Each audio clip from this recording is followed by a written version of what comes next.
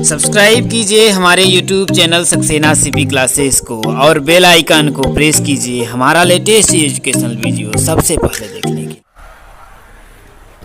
अब देखिए आपका अगला जो आप लोगों का उदाहरण दिया है ठीक वैसे ही तो है। वहां पर था कि भाई √2 एक क्या है, अपरिमेय संख्या है। क्या है? एक अपरिमेय संख्या है। यहां पर हमें प्रूफ करना है कि √3 एक अपरिमेय संख्या है। वहां पर भी ये जो प्रमेय है ना 1.3, अगर ऐसा कोई भी क्वेश्चन आ जाएगा उसका जो इस्तेमाल है 1.3 का होगा ही होगा। इसको एक बार नहीं 1000 बार समझ लीजिए और 100% आप लोगों को समझ में आ जाएगा। कह रहा है कि मान लीजिए p एक क्या है, अभाज्य संख्या है। यदि p a² को विभाजित करती है तो p a को विभाजित करेगी। कहने का मतलब जैसे कोई a² है, समझ रहे हैं ना। यदि a² को p विभाजित कर रही है तो a को भी p विभाजित करेगी और p क्या है, एक अभाज्य संख्या है। इसको इस तरीके से समझ लीजिए कि कोई अभाज्य संख्या मान लेते हैं आपकी क्या है, 5 है। क्या अभाज्य संख्या क्या है आपका, 5 है। यहां तक तो कोई दिक्कत नहीं है। अब कह रहा है कि जैसे मान लेते हैं भैया a का मान 10 है, a का मान क्या है, 10 है। तो भाई 10 का अगर स्क्वायर है, क्या है, 10 का स्क्वायर, तो अगर 5 10 के स्क्वायर को विभाजित कर रहा है, भाई a का स्क्वायर या 10 का स्क्वायर करें, तो यदि 5 10 के स्क्वायर को विभाजित कर रहा है तो 5 भाई अगर इस स्क्वायर को अगर हम हटा दें जो 10 आएगा उसको भी विभाजित करेगा। समझ में आया या नहीं आया? अब बढ़िया समझ में आया होगा। जैसे यहां पर वैसे भैया मान लेते हैं 4 है, 4 के स्क्वायर को यदि 2 विभाजित कर रहा है तो इस स्क्वायर को हटा दे, बचेगा क्या आपका, तो 4 को भी 2 क्या करेगा, विभाजित करेगा। ठीक है ना। यही बात इसमें बोल रहा है, बस इसके अलावा इसमें और कोई बात नहीं है। समझ आया? यहां तक कोई दिक्कत नहीं। अब हम क्या करते हैं भैया, इसको मिटा देते हैं। अब वही प्रक्रिया इसमें भी लगाएंगे। सबसे पहले हम इसको मान लेंगे कि √3 क्या है, एक परिमेय संख्या है। क्या है, एक परिमेय संख्या है। तो यहां पर हम लिखेंगे कि माना √3, इसको मैं क्या कर रहा हूं, सॉल्व कर रहा हूं, तो हल कर रहे हैं। ठीक है। माना √3 एक क्या है, परिमेय संख्या है। परिमेय संख्या है। अगर √3 एक परिमेय संख्या है तो इसका मतलब वो p/q के रूप में तो होगी, है या ना। तो अब हम इसके आगे फिर मान लेते हैं या वैसे ही लिख देते हैं कि माना √3 बराबर क्या, p/q मान लेते हैं। भाई जब अगर ये परिमेय संख्या तो भाई p/q के रूप में लिख सकते हैं। इसका मतलब √3 बराबर p/q। यहाँ तक कोई दिक्कत नहीं है। इसके आगे लिखेंगे जहां p तथा q क्या है, सह अभाज्य पूर्णांक है। सह अभाज्य संख्याएं हैं या कुछ भी लिख सकते हैं, पूर्णांक संख्याएं हैं, यहां तक बात समझ में आया। अच्छा, सहअभाज्य संख्या का मतलब क्या, कि आपस में संख्याएं क्या होंगी, अभाज्य होंगी और उनका जो कॉमन गुणनखंड होगा केवल और केवल क्या आएगा, एक। या फिर उनका जब हम क्या करेंगे, मौसा निकालेंगे तो एक। जैसे मैंने लिखा है ये जो 9 है ये संख्या भाज्य है या अभाज्य है, ये संख्या भाज्य है। ये जो संख्या 16 है ये संख्या भाज्य है या अभाज्य है, भाज्य है। भाई ये भी तो भाज्य है, लेकिन ये संख्या आपस में 9 और 16 आपस में क्या है, सह अभाज्य संख्याएं हैं। क्योंकि यदि मैं इनका गुणनखंड करूं, जैसे अभाज्य गुणनखंड करूं तो 3 × 3 आएगा और 16 का यदि मैं अभाज्य गुणनखंड करेंगे तो 2 × 2 × 2 × 2 आया। इन दोनों में बताइए ऐसी कोई संख्या है जो कॉमन है, नहीं। एक के अलावा ऐसे कोई संख्या है जो कॉमन है, नहीं है ना। बहुत करेंगे तो भैया मल्टीप्लाई करके 1 लिख देंगे। तो वो जब HCF हम निकालते हैं, मौसा निकालते तब करते हैं। तो वही एक के अलावा इसमें कोई संख्या कॉमन नहीं है, इसलिए 9 और 16 आपस में क्या है, सह अभाज्य संख्याएं। यहां तक तो कोई दिक्कत नहीं है, यहां तक तो कोई दिक्कत नहीं है ना भैया। चलिए आगे हम लोग करते हैं। अब हम क्या करते हैं कि इसका इसमें हम क्या कर देते हैं, गुणा कर देते हैं, तिर्यक गुणा कर देते हैं, ऐसे करके इसका इसमें करेंगे तो कितना होगा आपका √3q बराबर p, √3q बराबर p। अब हम क्या करेंगे, दोनों पक्षों का वर्ग करेंगे। तो क्या लिखेंगे भैया, दोनों पक्षों का वर्ग करने पर, जब दोनों पक्षों का वर्ग करेंगे तो इधर आपका होगा देखिए √3q का होल स्क्वायर बराबर इधर क्या होगा p का स्क्वायर। जब इसको निकालेंगे तो क्या आपका आएगा भाई, किसको, अरे भैया ब्रैकेट में लिखे चाहे ना लिखे का कोई मतलब है, इसको तो √3 था इसलिए मैंने लिखा कि आपको कोई कंफ्यूजन ना हो, समझ में आया। अब इसको करेंगे √3 का q का होल स्क्वायर करेंगे तो ये √3 का 2 बार करेंगे तो √3 हट जाएगा। अब आपका क्या बचेगा 3 और q का होल स्क्वायर हो जाएगा, समझ में आया, यहां तक तो कोई दिक्कत नहीं है। अब बराबर क्या हो जाएगा आपका p स्क्वायर हो जाएगा, क्या हो जाएगा p स्क्वायर होगा। अब जरा समझिएगा आगे हम करते हैं, देखिए तो q स्क्वायर बराबर यहां पर क्या होगा देखिए p स्क्वायर बटा के 3, p स्क्वायर बटा क्या हो जाएगा 3। अब यहां पर हम एक चीज लिखेंगे, क्या लिखेंगे कि p स्क्वायर 3 से विभाज्य है। हम क्या लिखेंगे भैया आगे कि p स्क्वायर क्या है 3 से विभाज्य है, विभाज्य है, p स्क्वायर 3 से विभाज्य है, अतः p क्या होगा 3 से विभाज्य होगा, विभाज्य होगा। क्यों होगा कि प्रमेय 1.3 में यही तो बोला कि p जो है a स्क्वायर को विभाजित करता है तो p a को भी विभाजित करेगा। तो यहां पर देखिए p स्क्वायर 3 से विभाज्य है तो p 3 से विभाज्य होगा, होगा कि नहीं होगा। अब जब p को जब भी हम मान लेते हैं भैया ये p है, हम 3 से भाग देते हैं तो क्या आएगा जरा बताइए यार, मालूम तो नहीं है ना। जैसे हम पूछ रहे हैं कि कोई संख्या 10 है, संख्या क्या है 10 है, अगर उस संख्या 10 क्या है इसको संख्या कैसे लिख लीजिए, मान लेते हैं संख्या 9 है, 9 को यदि मैं 3 से भाग देता हूं तो कितना आएगा आपका 3 तिरिका 9, 3 आएगा कि नहीं आएगा, आएगा ना। संख्या 12 है, उसको यदि मैं 3 से भाग दूं तो आएगा कितना 4 आएगा। अब भैया संख्या p है तो उसका मान तो फिक्स नहीं है, अगर हम 3 से भाग दिए तो हमें पता क्या है कि कितना आएगा, तो मान लेते हैं कि हमने भाग दिया तो आया कितना यम, मान लेते हैं जैसे भाई कि 12 को भाई 3 से भाग दिया तो हमें पता तो है, यहाँ तो पता है भाई फिक्स संख्या है तो आपका आएगा 4, लेकिन ये क्या है फिक्स नहीं है ना, तो मान लेते हैं कि संख्या क्या आपका आई यम आई, तो कोई दिक्कत है कोई दिक्कत, भाई यम मान लीजिए ए मान लीजिए बिल्कुल उससे फर्क नहीं पड़ता है, लेकिन मान भाई एक मानेंगे तो वही संख्या ना, फिक्स तो कोई चर ही संख्या मानेंगे ना। अब हम क्या करते हैं इसका इसमें गुणा कर देंगे तो p बराबर कितना होगा आपका 3 यम होगा या नहीं होगा, होगा। जैसे भैया कि 12 के बराबर हम लिखेंगे तो 4 का 3 में गुणा करेंगे तभी तो होगा 4 गुणित 3, तो वही p बराबर इसका इसमें गुणा करेंगे तो 3 यम हो जाएगा, यहाँ तक तो कोई दिक्कत नहीं है। अब हम क्या करते हैं देखिए इसको मैं मिटा देता हूं, ठीक है। अब हम क्या करते हैं इसको समीकरण नंबर 2 मान लेते हैं, इधर समीकरण नहीं माने हैं क्या, नहीं माने तो कोई दिक्कत नहीं, यहाँ पर समीकरण नंबर 1 मान लीजिए, इसे समीकरण नंबर 1 मान लीजिए, इसे समीकरण 2 मान लीजिए। अब यही p बराबर 3 यम जो है समीकरण 2 का मान उठा करके समीकरण कहां पर 1 में रखने पर, बात समझ में आ रही ना, कि समीकरण 2 का जो मान p बराबर 3 यम है वो हम कहां रख देंगे समीकरण 1 में रख देंगे।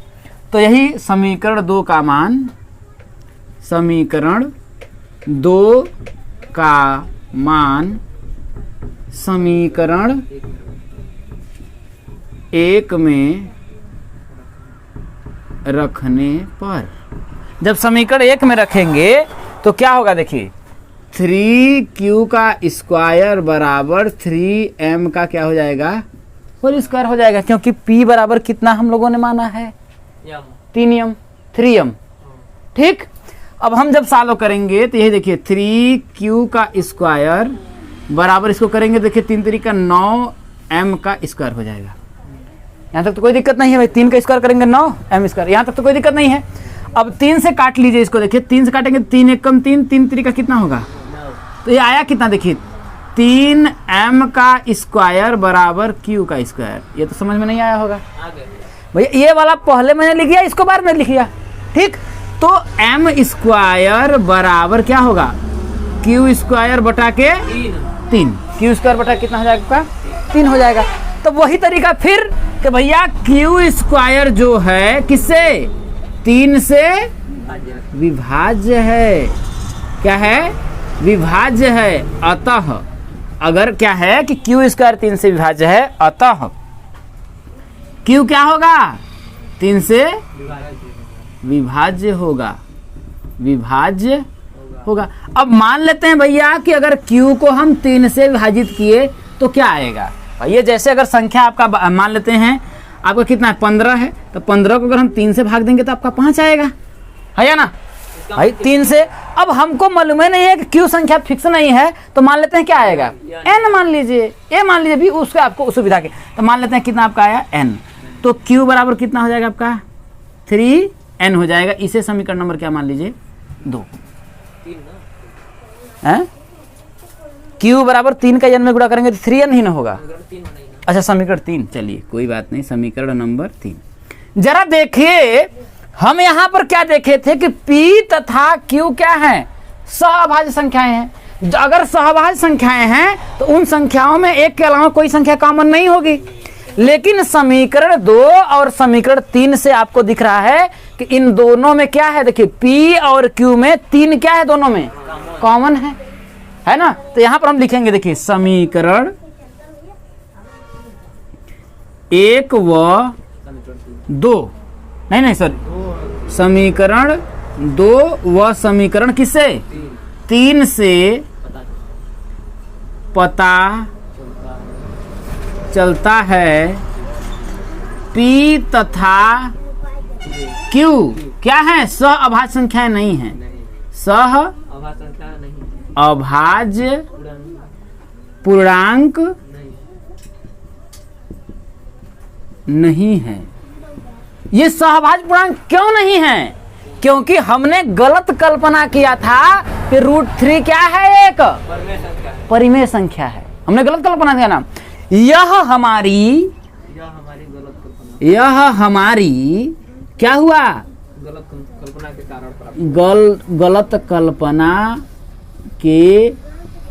कारण हुआ है।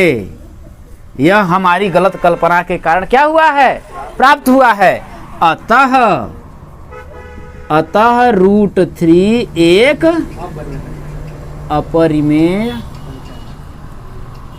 संख्या है। आप जबरदस्ती भाई हम कह रहे हैं कि जबरदस्ती मेरी पत्नी, हम कहेंगे नहीं है, नहीं तो कहीं अदालत जाएगी ना, कोर्ट चौकी दवार सुप्रीम कोर्ट हाई कोर्ट, अंततः हमें क्या करना पड़ेगा, मानना पड़ेगा। तो वही प्रक्रिया, पहले मान लीजिए कि तुम्हारी धर्मपत्नी नहीं हो, पहले क्या करिए कि आप मेरी धर्मपत्नी नहीं है, तो बाद में कहेगी का है, तो इतना दिना का जो चल रहा था वो क्या था, हैं मंडप में जाकर के 7 फेरा अग्नि को साक्षी मानते हुए लिए, इसके बाद कह रहे हो नहीं है, तो फिर वही क्या होगा, मुकाबला जाएगा कहाँ पर, अदालत में। तो फिर आपका वही अंत में कहना पड़ेगा आप क्षमा करिए, आप ही हमारी धर्मपत्नी हैं। समझ में आया? Yes sir. उतारिए। जीतूंगा मैं खुद से वादा करो, जितना सोचते हो उससे मेहनत ज्यादा करो, तकदीर भी रूठे पर हिम्मत न छूटे, मजबूत इतना अपना इरादा करो। चलिए उदाहरण नंबर 10 क्या कह रहा है कि दर्शाइए कि 5 - √3 एक अपरिमेय संख्या है। हमें क्या करना है कि इसे भी दर्शाना है कि 5 - √3 एक अपरिमेय संख्या है। तो जो इससे पहले हम कर रहे थे सिर्फ और सिर्फ उतना ही हमें इसमें भी करना है। सबसे पहले हम लोगों ने क्या किया था भैया, हल करते वक्त हम लोगों ने माना था, इसमें भी मान लेंगे कि माना 5 - √3 एक क्या है, परिमेय संख्या है। एक क्या है, परिमेय संख्या है, एक परिमेय संख्या है। जब हमने मान लिया कि 5 - √3 एक परिमेय संख्या है, तो क्या हम इसे P बटा Q के रूप में नहीं लिख सकते हैं? हाँ या ना? इतना तो कर ही सकते हैं। तो हम क्या लिखेंगे तब क्या कहेंगे भैया कि 5 माइनस रूट 3 बराबर P बटा के Q। भैया जब मैंने इस संख्या को मान लिया कि यह परिमेय संख्या है तो क्या होगा, इसको P बटा Q के रूप में लिख देंगे। हम किसी लड़की से शादी कर लिए तो उसको अपने घर तो लाएंगे ही लाएंगे कि नहीं लाएंगे, आधे रास्ते छोड़ देंगे थोड़ी नहीं देंगे। तो बस वही बात यहां पर हमने इतना लिख दिया। जहां पर क्या लिखेंगे वही बात, जहां P एवं Q सह अभाज्य पूर्णांक है, सह अभाज्य पूर्णांक है। अब आप क्या करिए कि हम लोगों ने इसे पहले ही प्रूफ कर दिया कि रूट 3 क्या है, एक अपरिमेय संख्या है। इसे पहले हम लोगों ने प्रूफ किया था ना। तो इसको क्या करिए कि उसको उधर भेज दीजिए, जो परिमेय संख्या है उसको एक तरफ कर दीजिए, जो अपरिमेय संख्या है उसको एक तरफ कर दीजिए। तो हम क्या करते हैं आगे कि 5, अब ये इधर है तो इसको इधर भेज दीजिए, और P बटा Q है तो इसको इधर ला दीजिए। तो जब इसको हम इधर लाएंगे तो होगा भाई इधर प्लस है तो इधर आएगा तो क्या होगा भाई, इधर आएगा तो माइनस हो जाएगा।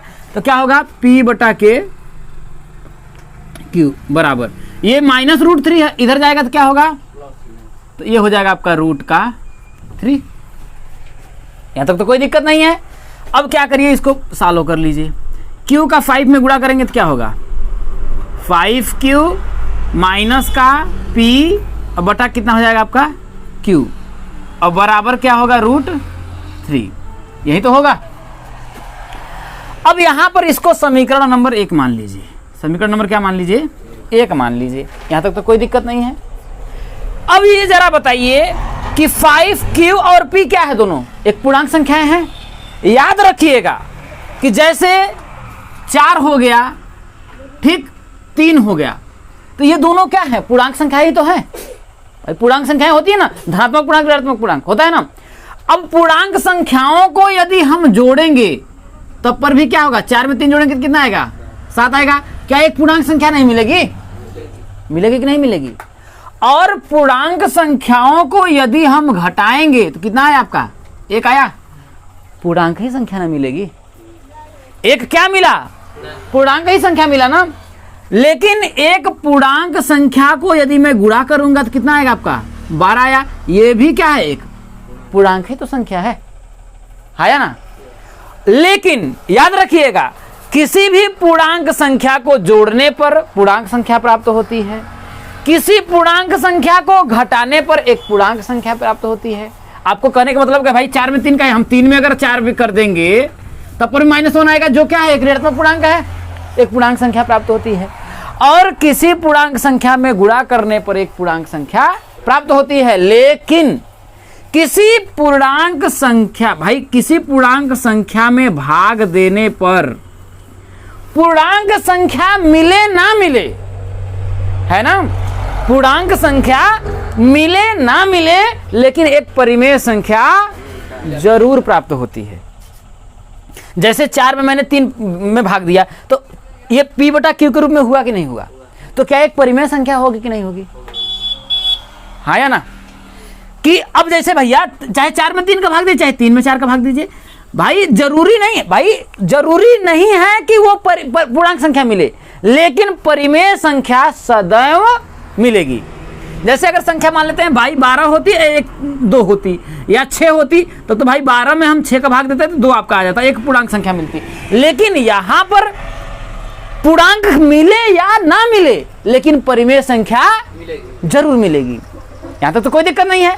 तो यहां पर हम 5Q क्या है, एक पूर्णांक संख्या है, और P को घटाएंगे तो क्या मिलेगा भाई, घटाएंगे तो एक पूर्णांक संख्या ही मिलेगी ना। तो हम यहां पर लिख सकते हैं, देखिए कि 5Q माइनस का P, क्या 5Q माइनस का P क्या है, एक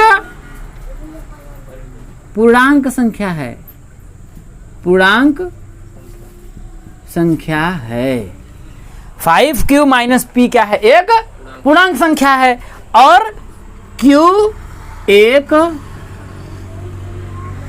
पूर्णांक संख्या है। तो भैया 5q में से p घटाएंगे, मान लीजिए कोई भी एक पूर्णांक संख्या मिली होगी और उसके बटा के q, तो दोनों पूर्णांक में पूर्णांक संख्या का अगर हम भाग दें तो क्या मिलती है? एक परिमेय संख्या मिलती है। तो हम क्या नहीं लिख सकते हैं? क्या हम ये नहीं लिख सकते हैं कि क्या कि 5q माइनस p बटा के q, 5q माइनस p बटा के q एक क्या है? परिमेय संख्या है। परिमेय संख्या है। लिख सकते हैं या नहीं लिख सकते हैं? क्योंकि 5q में से यदि मैं p घटाऊं, जैसे मैंने कहा कि भैया 4 में से यदि आप 3 घटाइए या 3 में से 4 घटाइए तो -1 आएगा। एक पूर्णांक संख्या आएगी कि नहीं आएगी? भाई आएगी।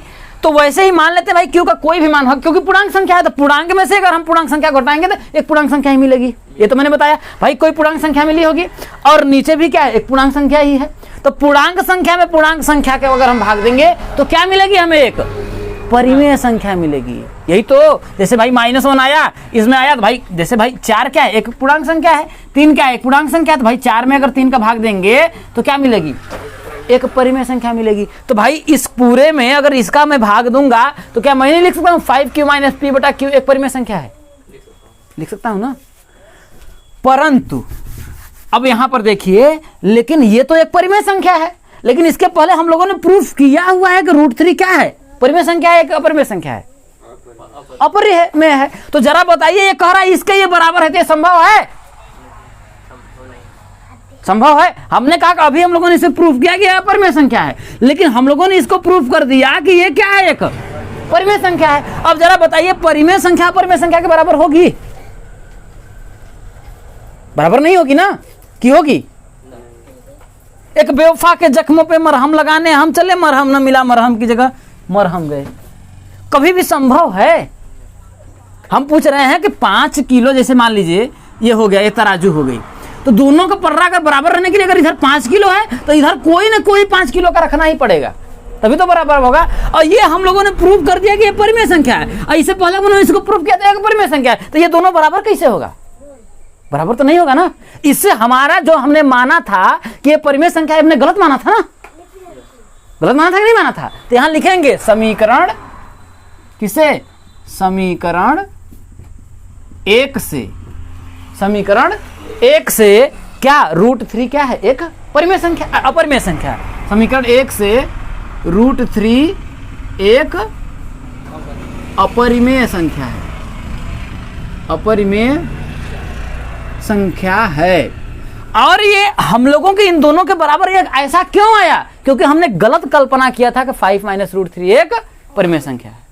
हम लोगों ने गलत कल्पना किया था कि 5 माइनस √3 क्या है? एक परिमेय संख्या है। तो हम लिखेंगे कि यह हमारी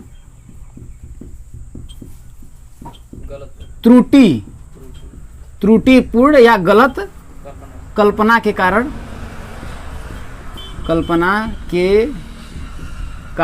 क्या हुआ है? प्राप्त हुआ है। अतः हम यहां पर पहुंचते हैं। अतः क्या लिखेंगे? 5 माइनस √3 एक अपरिमेय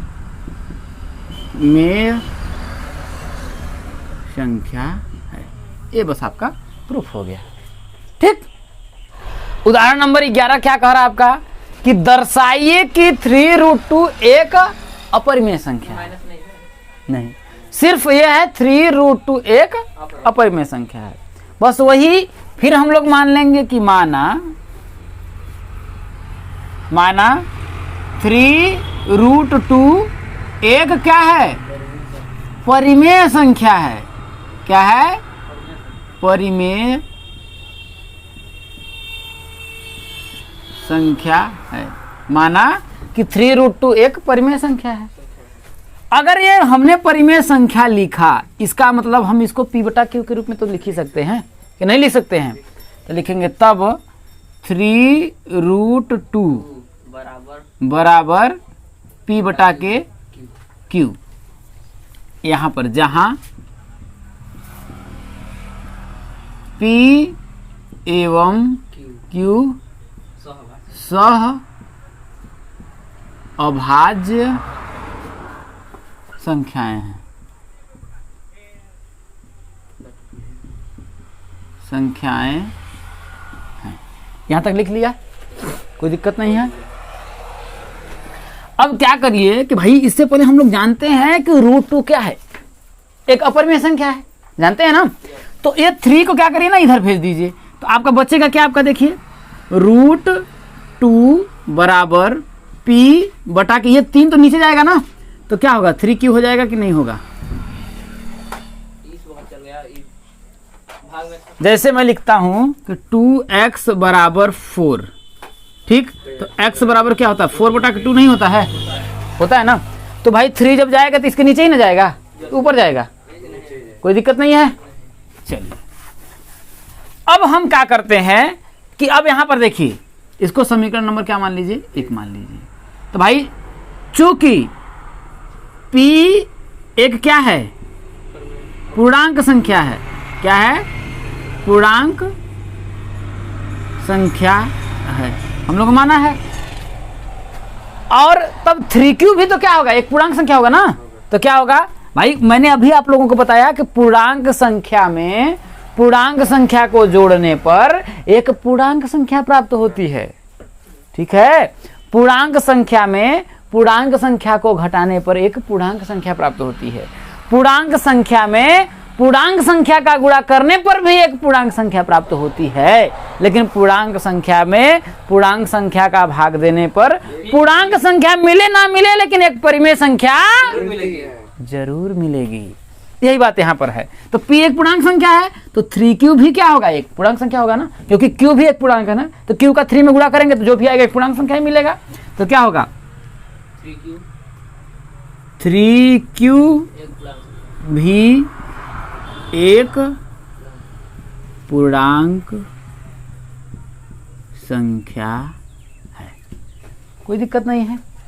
तो P बटा के 3Q में अगर मैं भाग दूंगा तो पूरा क्या होगा, एक परिमेय संख्या नहीं होगा, हो जाएगा, होगा। अतः P बटा के 3Q एक परिमेय संख्या होगी, एक परिमेय संख्या होगी।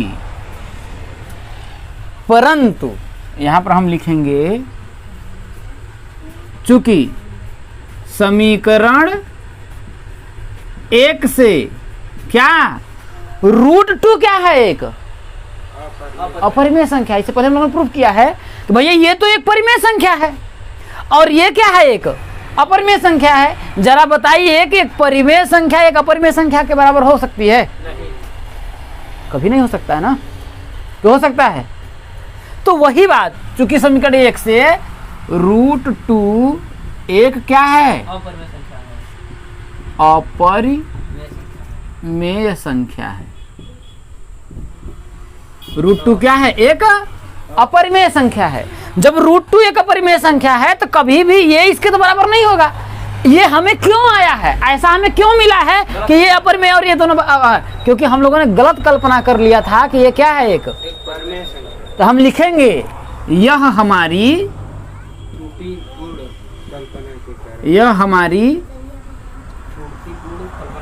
त्रुटिपूर्ण, या सीधे यहां लिख सकते हैं गलत कल्पना के कारण,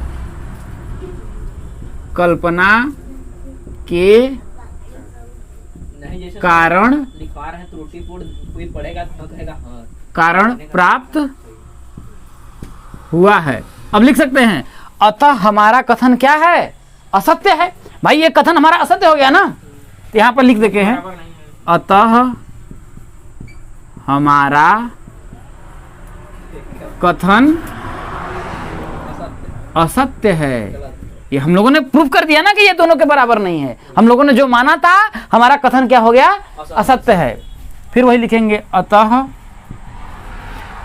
3√2 एक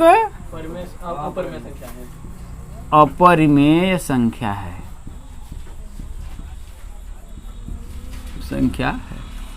प्रूफ हो गया।